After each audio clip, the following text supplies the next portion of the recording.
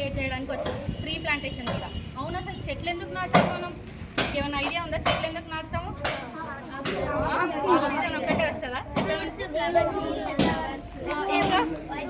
ఒక్కొక్కరు చెప్పండి. ఇట్లా చెప్తే నాకేం అర్థం అవుతుంది? చెప్పండి ఒక్కొక్కరు. ఇంకా ఇంకా అసలు చెట్లను ఎందుకు నాటుతాం? అంతేనా? ఆక్సిజన్కి ఒక్కటే నాటుతామా? దానిలో నుంచి ఏం యూజెస్ లేవా మీకు? ఇంకా చెప్పండి.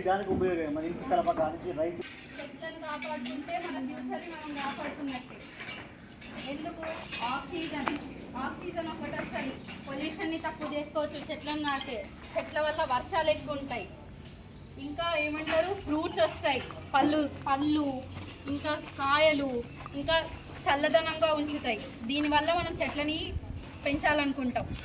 మీ అందరికీ కూడా చెప్పేదంటే you are the future generation and future like మా పొజిషన్లో మీరు నెక్స్ట్ ఇంకో 10 yearsలో ఉంటారు, గ్రాడ్యుయేట్స్ అవుతారు.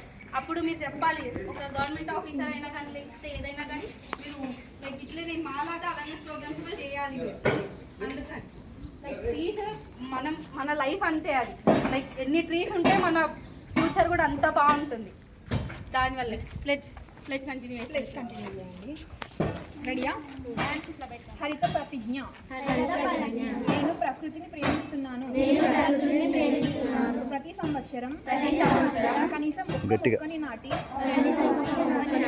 సంరక్షిస్తున్నాను. చెట్లను నరకకుండా కాపాడుకుందాం. నీరు నేల వృద్ధి చేయకుండా పరిరక్షిద్దాం.